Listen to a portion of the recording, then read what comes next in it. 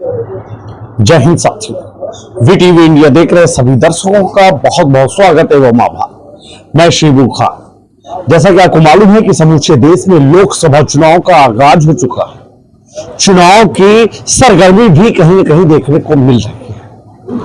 हम बात करेंगे आज उत्तर प्रदेश की और जानेंगे किस तरीके से चुनावी रण में समाजवादी पार्टी मैदान में उतरने को तैयार है। साथ ही हम जानेंगे कि किस तरीके से समाजवादी पार्टी को एक नया नेता मिला है जो शायद करिश्माई हो सकता है, क्योंकि उस नेता की फैन फॉलोइंग भी बढ़ी हुई है। तो विस्तार से आज हम जानेंगे कि कैसे समाजवादी पार्टी बड़ा दांव लगा के बड़ा खेल करने वाली है।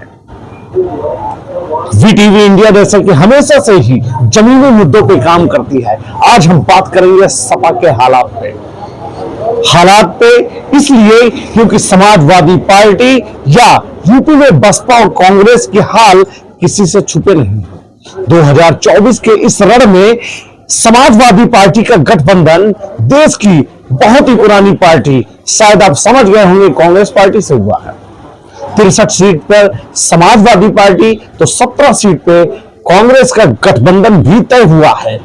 हालांकि गठबंधन का नाम तो इंडिया गठबंधन दिया गया, लेकिन सिर्फ और सिर्फ अब सपा और कांग्रेस ही इस गठबंधन में यूपी में वजूद में दिख रहे हैं। सपा के साथ बीते दिनों उनकी सहयोगी घटक दल के रूप में रही डॉक्टर पल्लवी पटेल, जो कि अपना दल कमेरावादी पार्टी की विधायक और नेता हैं, जिन्होंने बीते चुनाव यानी 2022 के चुनाव में प्रदेश के डिप्टी सीएम केशव प्रसाद मौर्य को पटकनी देते हुए सिराथू विधानसभा पर कब्जा किया था। पल्लवी पटेल का अपना निजी कद पटेल बिरादरी में तो था ही था, इसके साथ ही उनके पिता रहे डॉक्टर सोनेलाल पटेल का भी वर्चस्व कम नहीं था।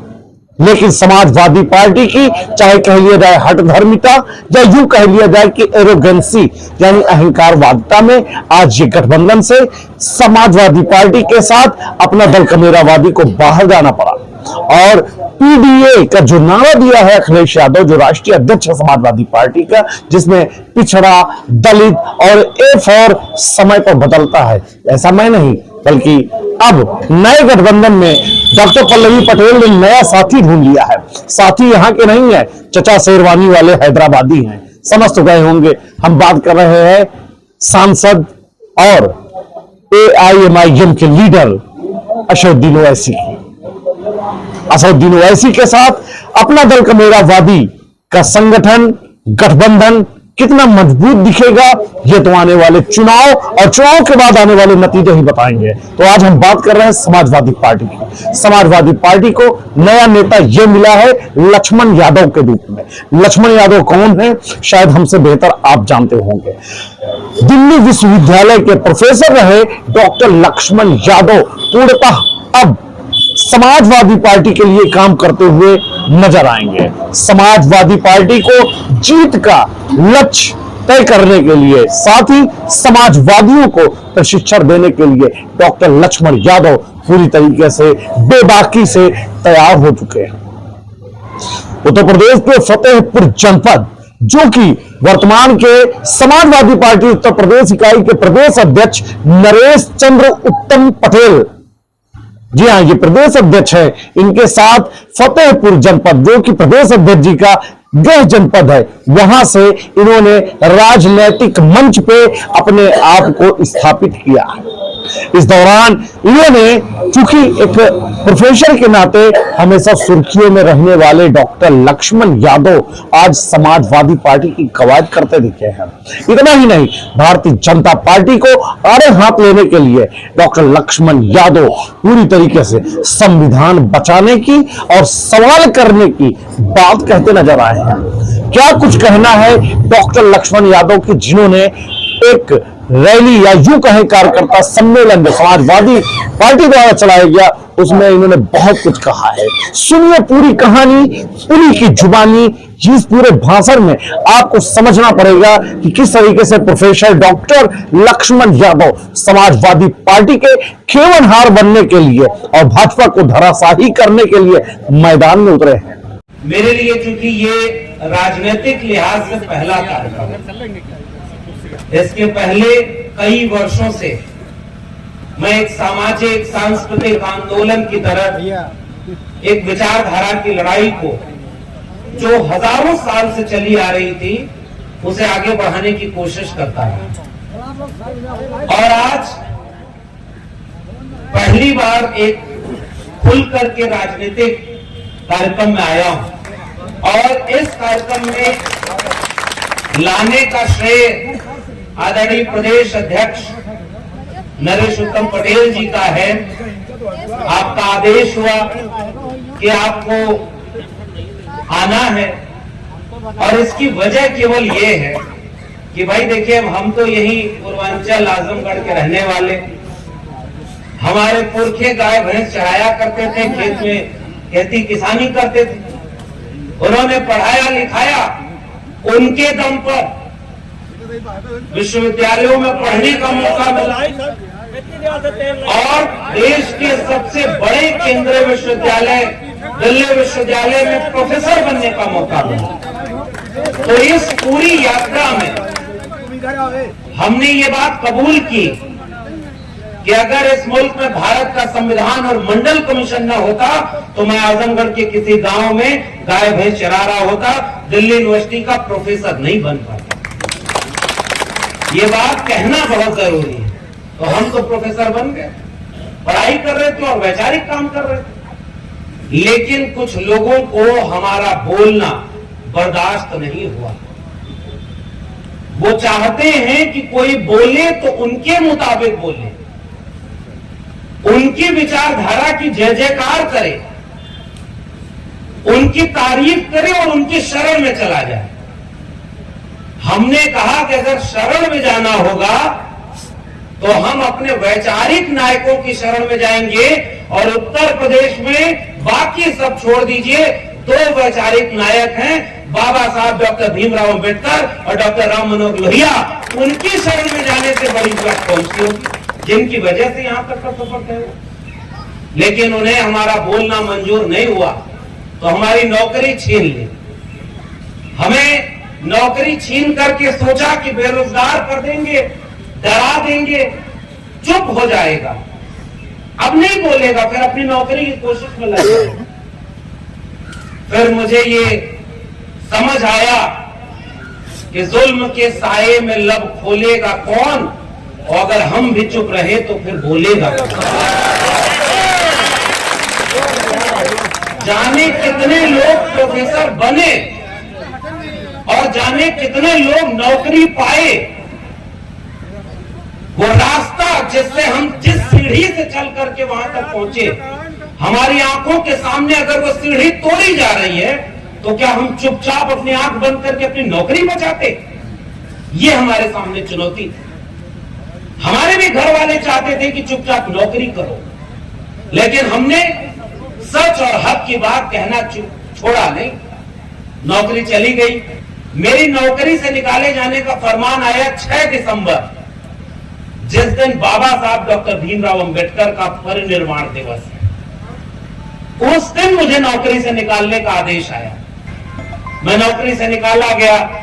मेरे सामने फिर से विकल्प था कि अब नौकरी चली गई तो या तो उनकी हां में हां मिलाइए और फिर से नौकरी पाइए, या तो चुप हो जाइए।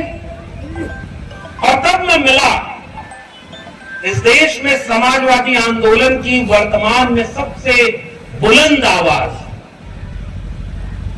समाजवादी पार्टी के राष्ट्रीय अध्यक्ष आदरणीय अखिलेश यादव जी से।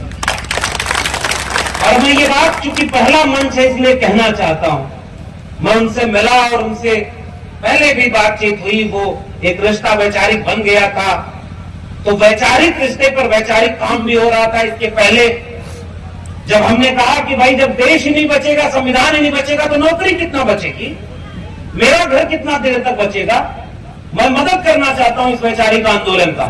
तो समाजवादी पार्टी के राष्ट्रीय अध्यक्ष ने आदरणीय अखिलेश जी ने हमसे कहा कि आप वैचारिक मदद कर सकते हैं तो प्रशिक्षण शिविर में आइए।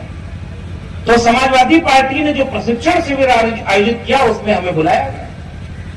लेकिन जब नौकरी चली गई और जब मैं पहली बार उनसे मिलने गया, संयोग है हम आप एक साथ यहां खड़े हैं इसलिए मैं बस ये थोड़ा वक्त लेकर किस्सा सुनाना चाहता हूं।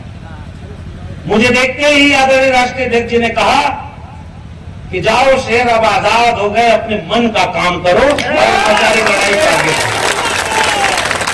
कोई और होता तो ये कहता, डराता, अफसोस करता। उन्होंने कहा कि अब बुलंदी से उस विचारधारा की लड़ाई को आगे बढ़ाना हमारे लोगों की जिम्मेदारी है। तो मैं एक नौकरी से बड़ा काम कर रहा हूं, इसलिए मैंने ये तय किया।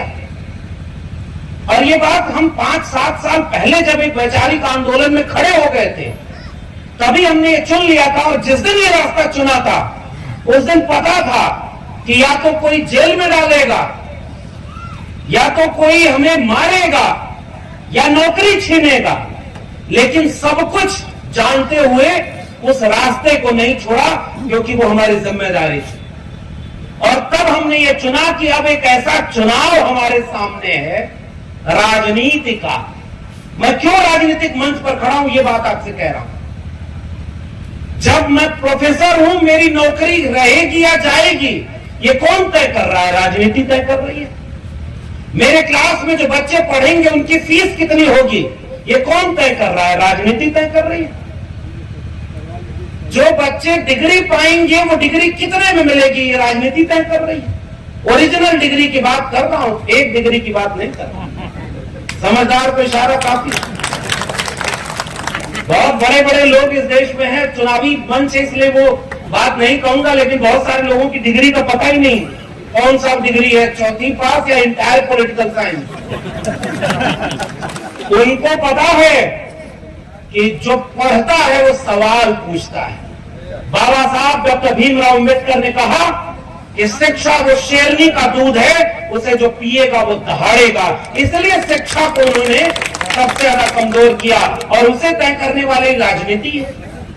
देश में तय करना है क्या होगा, किसे 5 किलो अनाज मिलेगा, किसे रोजगार मिलेगा, ये सब कुछ कौन तय कर रहा है? राजनीति।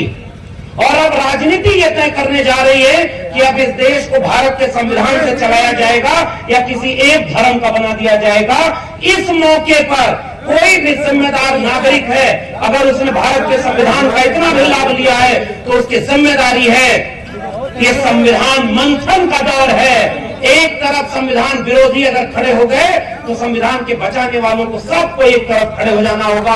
और तब किस वजह से मैं यहां पर आदरणीय प्रदेश अध्यक्ष जी ने हमसे ये बात कही कि हम आपको अपने यहां ले जाना चाहते हैं, और आदरणीय प्रदेश अध्यक्ष जी का इतना सम्मान, उनकी वजह से मैं यहां आया। और उन्होंने कहा कि इस कार्यक्रम में बूथ के, सेक्टर के अध्यक्ष लोग आएंगे, और उनके बीच में तो ये संयोग है कि मेरा पहला एक राजनीतिक मंच। जब सब कुछ राजनीति तय कर रही है, तो हम भी तय करेंगे कि हमारी राजनीति कैसी होगी। इसलिए हम आपके बीच में आए। हमें वो नेता नहीं चाहिए जो झूठ बोलता, हमें वो नेता नहीं चाहिए जो गुमराह करता, हमें वो नेता नहीं चाहिए जो हिंदू और मुसलमान के नाम पर नफरत फैलाए, हमें वो नेता नहीं चाहिए जो जातियों को जातियों से लड़ाए, हमें वो नेता नहीं चाहिए जो वादा करे तो पूरा करने का वक्त आए तो कहे कि जुमला था, और अब जब पुराने वादों को पूरा करना था तो उस सबको भूल करके गारंटी की बात करने लगा। हमें वो नेता नहीं चाहिए जो इस भारत में हर समय नफरत का माहौल बनाए। हमें वो नेता चाहिए जो मोहब्बत और प्यार का भारत बनाए, बाबा साहब डॉक्टर भीमराव अंबेडकर और डॉक्टर राम मनोहर लोहिया के सपनों का भारत बनाए। इसलिए अब इस राजनीति के करने का वक्त आ गया है, और तमाम लोग मंच पर बैठे हुए, एक पार्टी है, एक संगठन है। उस संगठन में दशकों जिन लोगों ने खून पसीना बहाया होगा, मेहनत की, पार्टी और विचारधारा को मजबूत किया, संघर्ष किया, वे सारे लोग यहां मंच पर बैठे हैं। अगर इतने बड़े लोगों ने ये सम्मान दिया कि भाई हम नहीं बोल रहे, हम आपको सुनना चाहते हैं, तो मैं सबसे पहले उन सारे लोगों को धन्यवाद देता हूं कि ये आपका सम्मान हमारी हिम्मत है। और जो बात कहनी है वो केवल ये बात कहनी है साथियों। अब मैं जब यहां आ रहा था तो मैंने भी इतिहास खंगाला कि ये जो जमीन है, ये गणेश शंकर विद्यार्थी की जमीन, तमाम स्वतंत्रता संग्राम सेनानियों की जमीन है। और गणेश शंकर विद्यार्थी इतने बड़े पत्रकार, उनका एक ही किस्सा सुनाऊंगा। फतेहपुर के लोगों, इस किस्से से समझने का जरूरत है। जब वो बहुत बड़े पत्रकार थे, बहुत बड़ा मीडिया हाउस चलाते थे, उनका एक पत्रकार मध्य प्रदेश के एक मुख्यमंत्री का रिपोर्ट कवर करा करता था।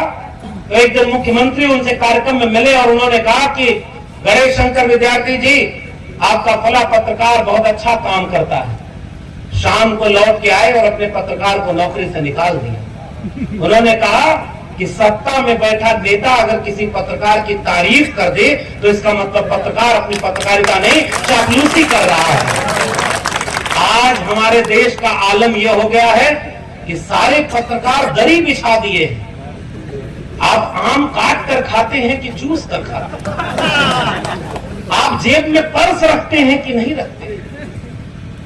आप सोते क्यों नहीं? आप थकते क्यों नहीं? एक पत्रकार की हिम्मत नहीं हुई कि आपने कहा था 2 करोड़ रोजगार हर नौजवान को देंगे, आप नौकरी क्यों नहीं देते हैं? एक भी पत्रकार की यह हिम्मत नहीं हुई कि वो पूछे कि 15 लाख रुपया हर अकाउंट में आने की बात आपने कही थी, पैसा काहे नहीं आया? एक पत्रकार की हिम्मत ये नहीं हुई कि आपने कहा था 100 स्मार्ट सिटी बनाएंगे, 100 स्मार्ट गांव बनाएंगे, कहां है एड्रेस दे दीजिए, हम भी घूमने जाना चाहते हैं। एक पत्रकार की हिम्मत ये नहीं हुई कि बुलेट ट्रेन कहां से कहां चलाई है, ये जरा बता दीजिए।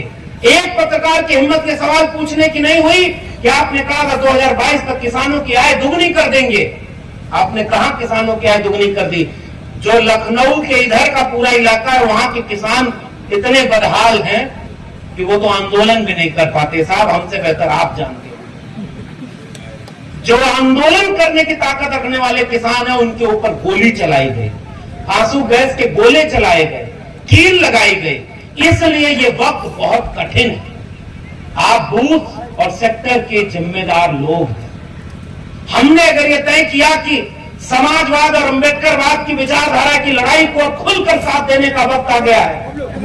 अब ये लाग लपेट का कोई मतलब नहीं है। लड़ाई खींच कर लकीर होनी चाहिए। जितने संविधान के विरोधी लोग हैं वो जब एक तरफ हैं तो संविधान के बचाने वालों को अब लकीर खींचकर एक तरफ हो जाना चाहिए। और आपसे 2-4 बातें ही कहने आया हूं। हमारा समाज जाति प्रधान है। ये ऐसा जाति प्रधान समाज है कि जब एक व्यक्ति गुजरात का मुख्यमंत्री था तो उसने अपनी जाति नहीं बताई थी। प्रधानमंत्री बनने आया तो कहा मैं ओबीसी मां का बेटा हूं। याद है आपको? ओबीसी बोला था ना। उसके बाद जब 2019 का चुनाव आया तो उन्होंने कहा कि मैं अति पिछड़ी मां का बेटा हूं। याद है? जाति क्या होती है देखिए। और 2023-24 में जब समाजवादी और अंबेडकरवादी लोगों ने कहा कि जिसकी जितनी संख्या भारी उसकी उतनी हिस्सेदारी, जाति जनगणना कराओ, तो उन्होंने कहा अरे भाई जाति तो होती ही नहीं, केवल गरीब और अमीर ही तो जाति होती है। पकड़ रहे हैं आप लोग?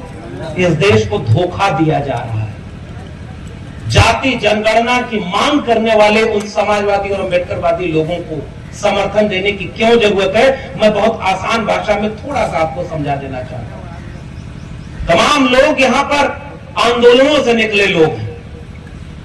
आपको जब पता है कि आपके समाज में जातियां हैं तो जाति के नाम पर झगड़ा भी है।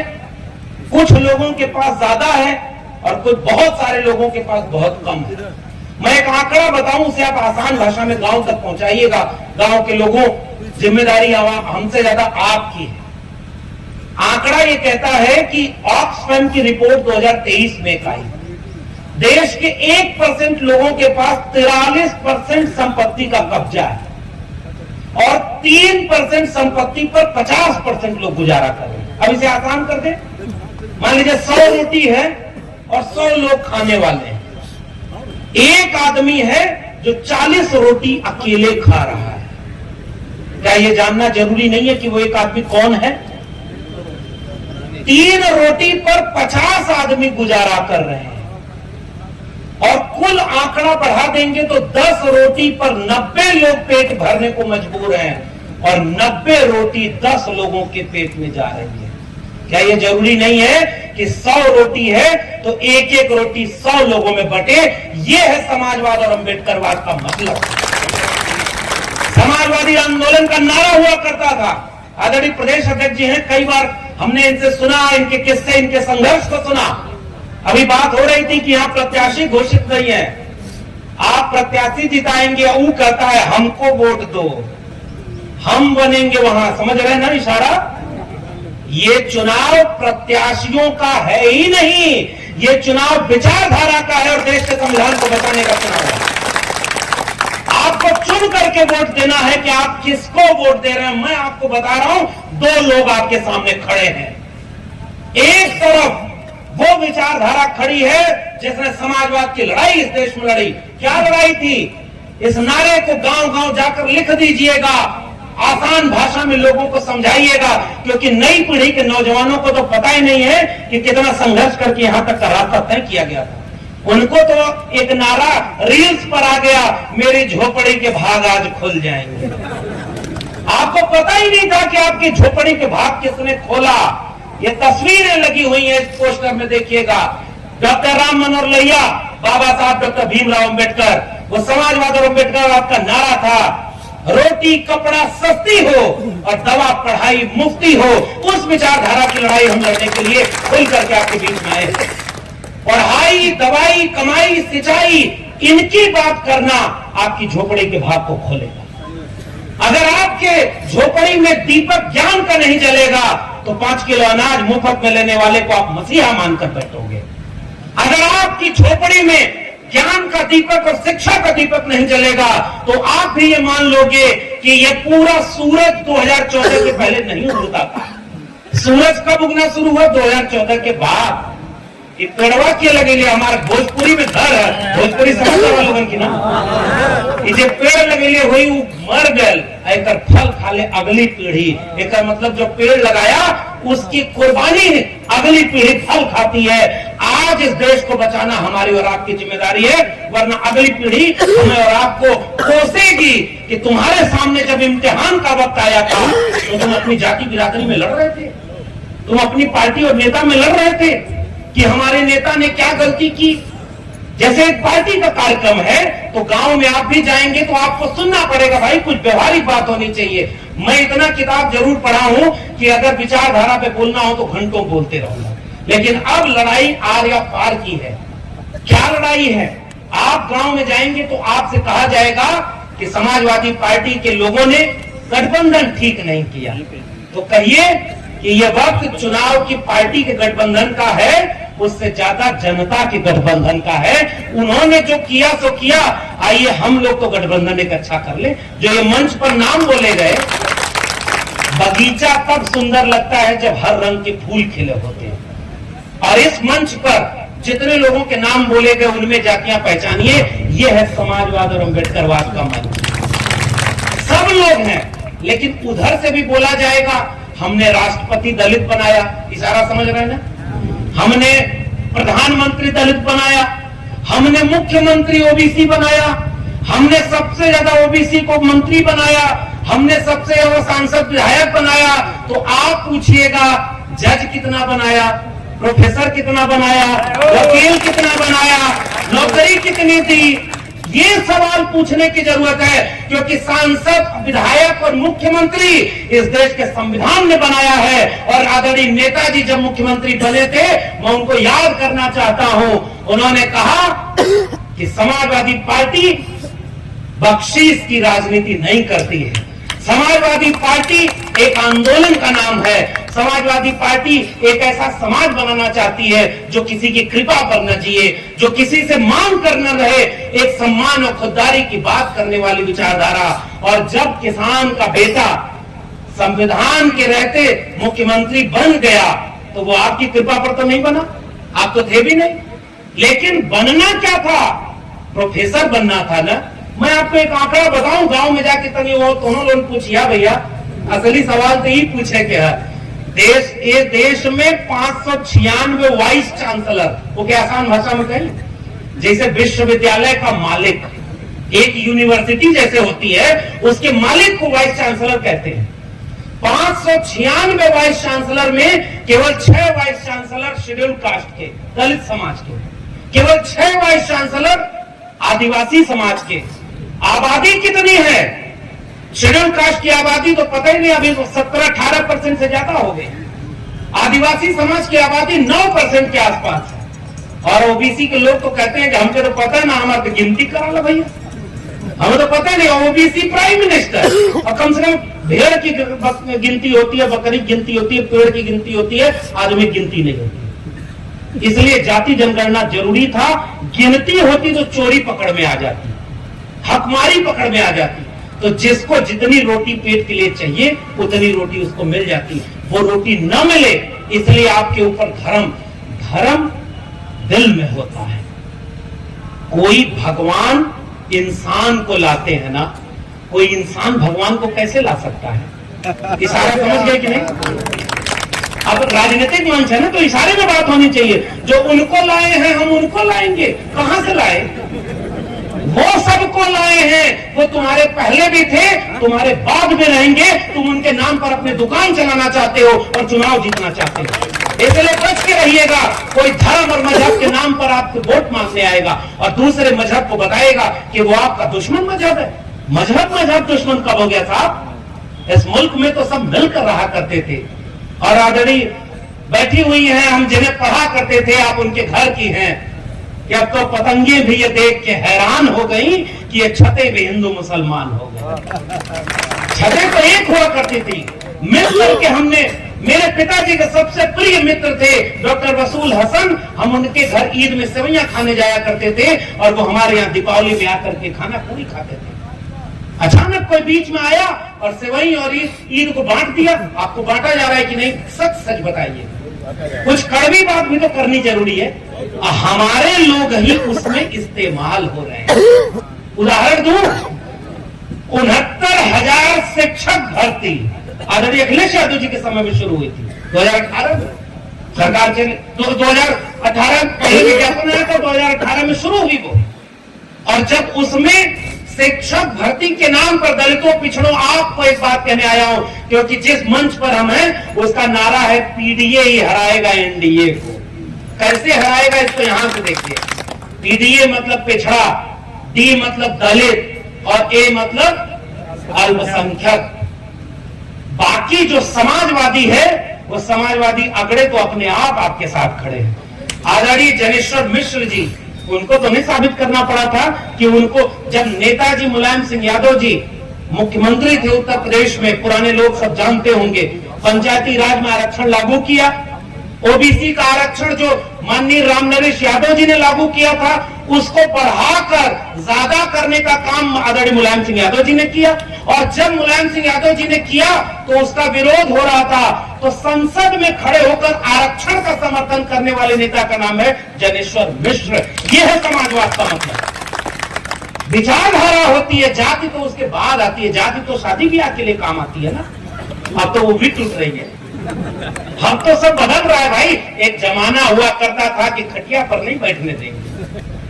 आज तो मैं इशारे में बात और कहूंगा, सामंतवाद और जातिवाद से लड़ने वाले जितने लोग थे उनको इस देश में माफिया कहा जाता है। किसी को मार दोगे तुम सामने से, किसी को जेल में मारोगे। ये वापस चाहते हैं कि 1990 के पहले का भारत बन जाए, जिसमें थोड़े से लोग किसी की मौत पर भी जश्न मनाए और बाकी लोग गुलाम बन के चुपचाप बैठे रहे। बताओ, गांव के लोगों, चुनाव होता था तो वोट डालने के सारे लोग जा पाते थे क्या? आज से 30 साल 40 साल पहले? आप बताइए ना, मैं गलत कह रहा हूं? क्या गांव का बस्ती का वोट, गांव वहां वोट देने गए तो एक आदमी लाठी लेकर खड़ा है और वोट पड़ गया तो जो घरे। गलत है? सही है? उस लाठी को तोड़ने वाले लोगों में से मुलायम सिंह यादव जी का नाम है, जिन्होंने ताकत दी कि आपके वोट की कीमत जो बाबा साहब डॉक्टर भीमराव अंबेडकर ने दिया था। हजारों साल से इस देश में यही हुआ। सड़क पर चलना है तो जातियां देखी गई, विद्यालय में पढ़ने गए बाबा साहब डॉक्टर भीमराव अंबेडकर तो जाति देखकर बाहर निकाला गया कि नहीं निकाला? वो तो कोई मुसलमान ने नहीं किया था ना भाई। अच्छा, जाति किसने बनाई है? इसलिए अब कम से कम जाति के नाम पर लड़ना आप बंद कर दीजिएगा, क्योंकि कुछ लोग आएंगे और आपसे आपकी जाति के नेता को आगे करके कहेंगे कि अब की बार इनकी सरकार। समझ रहे हैं ना? यह धोखा है। कैसा? जंगल में लकड़ी काटने कुल्हाड़ी को लेकर जो व्यक्ति गया, लकड़ियां विरोध करने लगी प्रतीकों और बिंबों में। समझो गांव के लोगों, इसको कथा को गांव आपको समझाना है। कि लकड़ी को कहा कि कुल्हाड़ी का साथ दो, क्योंकि कुल्हाड़ी में जो हत्था लगा है वो तुम्हारे बीच का है। जंगल की लकड़ियों ने कुल्हाड़ी का साथ दे दिया, लकड़ियां कटती चली गई और सब चुपचाप उसकी बर्बादी का तमाशा देख रहे हैं। किसी ने ये नहीं कहा कि वो लकड़ी जो कुल्हाड़ी में लग गई वो हमारे बीच की हो ही नहीं सकती, जो वापस हमारी जड़ खोदने के लिए आ रही है। इस देश में जब कहा गया कि भारत का संविधान बदलना है, तो जितने भी पीडीए के लोग हैं अगर उस खेमे में हैं, तो उन्होंने कोई आवाज उठाई क्या? अब उदाहरण सुनिए, 69,000 शिक्षक भर्ती का मामला था। केंद्र सरकार द्वारा बनाया हुआ एक आयोग है एनसीपीसी, आसान भाषा में उसको बताऊं, पिछड़ा वर्ग आयोग। उसने कहा कि 4.8% ओबीसी को आरक्षण मिला, होना कितना चाहिए? 27%। और जब चुनाव आया तो पिछले 2022 का चुनाव आप लोगों ने मेहनत से लड़ाई लड़ी थी, कसर रह गई, आपकी कसर थोड़ी रह गई, और जो जालिम थे वो साजिश में कामयाब हो गए। कामयाब हुए कि नहीं? अभी कुछ लोग यहीं का किस्सा सुना रहे थे कि यहां भी कुछ वो हुआ। साजिश उससे बड़ी होगी। उदाहरण अगर आपको खबर मिली होगी कि चंडीगढ़ में जो चुनाव हुआ था, याद है आपको? चंडीगढ़ में बैलेट पेपर से हुआ था और 36 वोट था। एक आदमी बैठ करके बैलेट पेपर पे वोट रद्द कर दिया। सारा वोट रद्द किसका किया? विपक्षी गठबंधन का, और अपने आदमी को जितवा लिया। सुप्रीम कोर्ट को कहना पड़ा कि ये चुनाव गलत है और इसको बंद करो और दूसरा मेयर बनेगा। वो बैलेट पेपर से था तो पकड़ में आ गया, मशीन से पकड़ में आएगा क्या? इसलिए मैं 2-3 चीजें इशारे में कह के, इसकी बहुत लंबी बात कहने का वक्त नहीं है, हम आदरणीय प्रदेश अध्यक्ष जी को सुनने जाएंगे। मैं कहना केवल ये चाहता हूं कि 69,000 शिक्षक भर्ती मामले में जितने विद्यार्थी थे, जब वो नौकरी मांगने लखनऊ की सड़क पर गए तो उनके ऊपर लाठियां मारी गई। आपको पता है कि नहीं?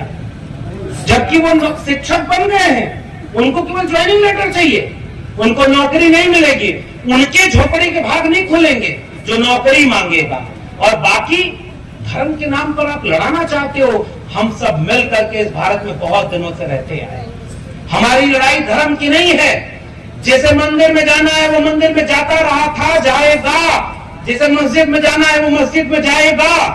मंदिर और मस्जिद कभी आपस में नहीं लड़ते, और कोई लड़ाने वाला कोई बाहर से आए वो लड़ा रहा है, केवल इसलिए लड़ा रहा है। आखिरी में किस्सा सुनाऊंगा।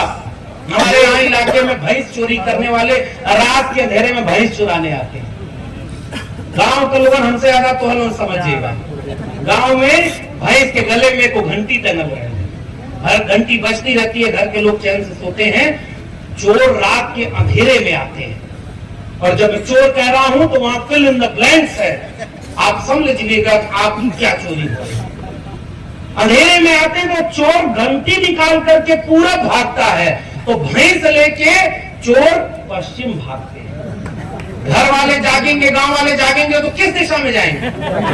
जिधर से घंटी की आवाज आ रही है उस दिशा में सारा गांव दौड़ेगा। चोर गया, पकड़ लो पकड़ो, और दूसरे सारे चोर भैंस लेके, आखिरी में चोर घंटी फेंक करके गायब। गांव वाले पहुंचे तो क्या मिला?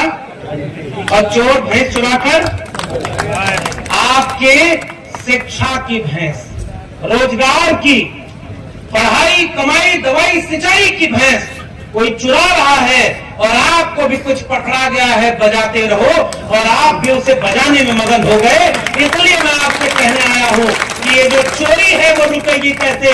समाजवादी आंदोलन की विरासत समझो नौजवानों, तुम्हारे ऊपर जिम्मेदारी है। पुराने लोगों ने लड़ाई लड़ करके यहां तक पहुंचाई है, और आपको अगर ये लड़ाई आगे नहीं ले जाना है, आपसे कहा जाएगा धर्म के नाम पर चलो, तब आप कहना शिक्षा के नाम पर।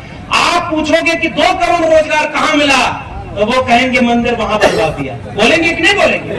आप कहेंगे 15 लाख रुपया कहां मिला, तो वो कहेंगे कश्मीर को भारत में मिला दिया। बोलेंगे ना? अच्छा, उससे क्या मतलब? वो पहले भारत में नहीं था क्या? आप पूछेंगे कि 100 स्मार्ट सिटी 100 स्मार्ट गांव कहां बना, तो वो कहेंगे ट्रिपल तलाक हटा दिया। ये क्या है भाई? तुमने जब चुनाव लड़ा तो वादा किया था कि नौकरी दोगे, पैसा दोगे, और जब सरकार बन गई तो अपनी विचारधारा का एजेंडा लगा रहे हो। मंदिर लोग अपने गांव में बनवा लेते हैं अपने जेब के पैसा से। भाई, नौकरी देना सरकार की जिम्मेदारी होती है। और नौकरी की बात करके समाजवादी आंदोलन का नारा नौजवानों गांव गांव में गुलजार करने की जरूरत है। मिटे गरीबी और अमीरी, मिटे चाकरी और मजबूरी, 100 से कम न 1000 से ज्यादा समाजवाद का यही तकाजा।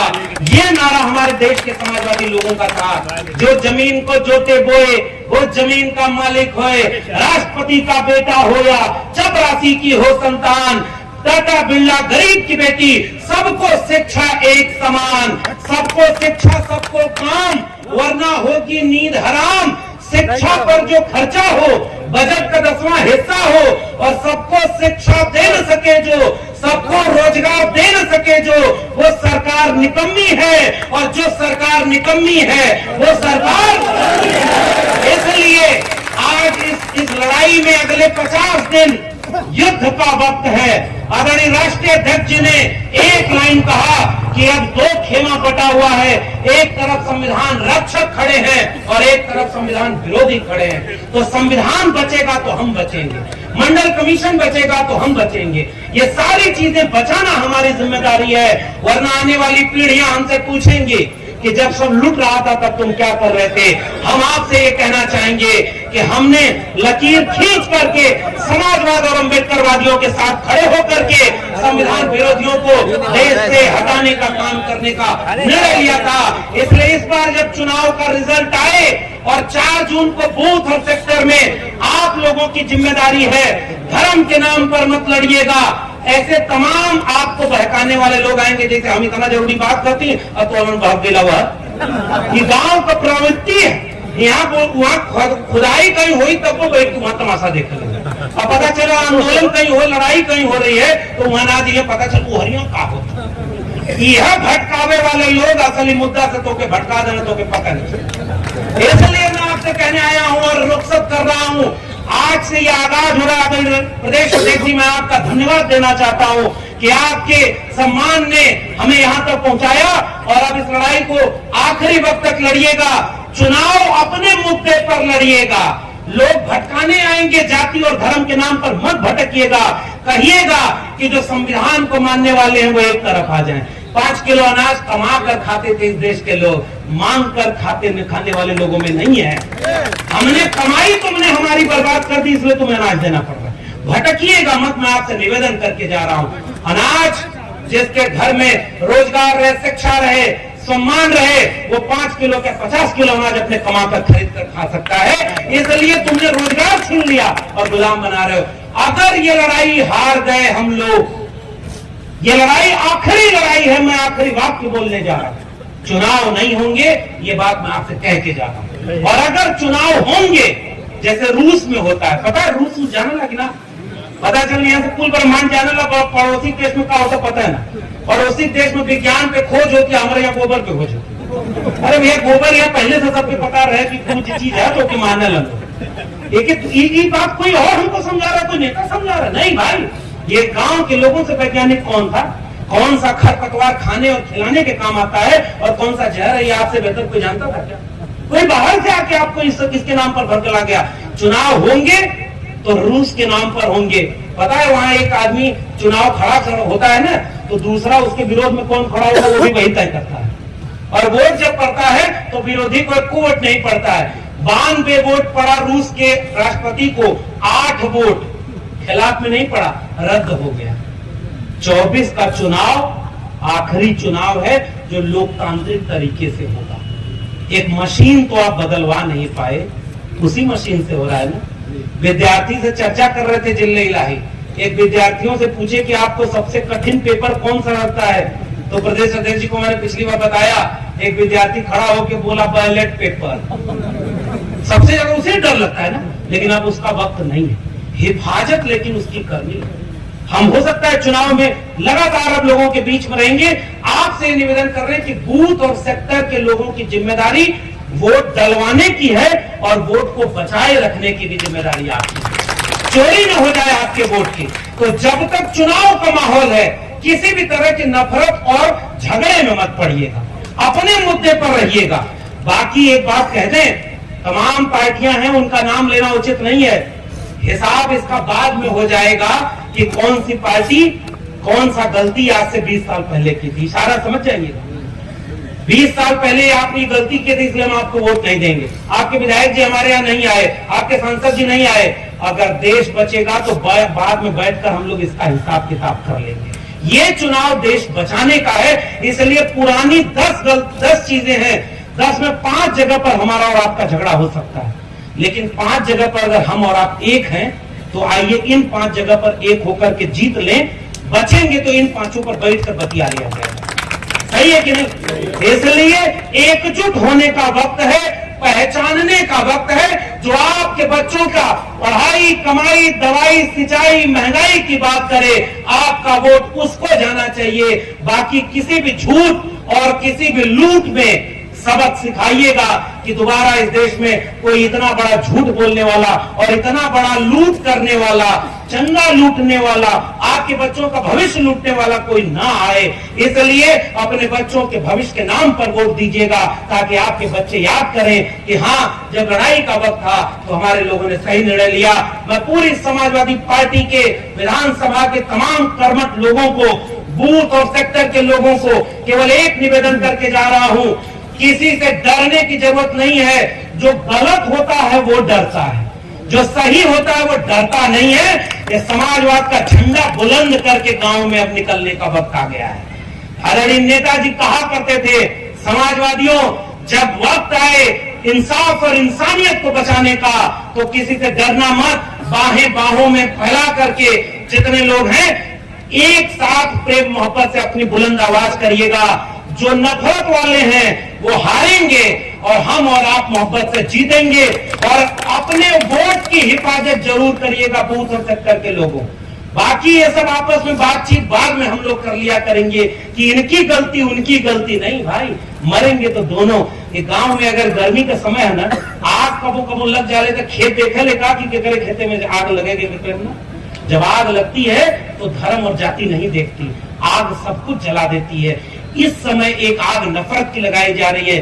आओ इस पर अम्बेडकरवाद और समाजवाद का पानी डलाइए और एक मोहब्बत का भारत बनाएं। आप वादा करिए कि ये काम करेंगे कि नहीं। और जो भी प्रत्याशी यहाँ से घोषित हो, हाथ उठाकर बताइए, उनके नाम पर सारा वोट डलवाएंगे और वोट पे हिफाजत करेंगे। ये बात आपको यहाँ वादा कर रहे हैं। और वादा करने वाले आप लोग कम से कम प्रधानमंत्री तो नहीं है कि वादा तोड़ेंगे। आप लोग तो इस देश के नागरिक हैं ना। ये बात वो धर्म वालों को एक चौपाई उन्हीं की भाषा में, रघुकुल रीत सजा चल जाई, प्राण जाए पर वचन न जाई। आज आपने वचन दे दिया है, इसलिए 4 जून को जब नक्शा टीवी पर आए तो फतेहपुर जिला लाल रंग में रंगा नजर आए। इसी वादे के साथ जय भीम, जय मंडल, जय समाजवाद, इंकलाब जिंदाबाद। तो आपने सुना किस तरीके से डॉक्टर लक्ष्मण यादव ने समाजवादी पार्टी की कवायद की है, किस तरीके से डॉक्टर लक्ष्मण यादव ने भाजपा पर प्रहार किया है, किस तरीके से लक्ष्मण यादव ने वोटरों के बीच वोट मांगने का तरीका स्थापित किया है, किस तरीके से डॉक्टर लक्ष्मण यादव ने दिलेरी के साथ बताया है कि यदि हम नहीं चेतेंगे, हम नहीं सुधरेंगे, यदि हम सही चयन नहीं करेंगे तो संविधान खतरे में आ जाएगा, संविधान बदल दिया जाएगा, वोट का अधिकार छीन लिया जाएगा। तमाम तरीके से चर्चा आपने सुनी होनी की जुबानी।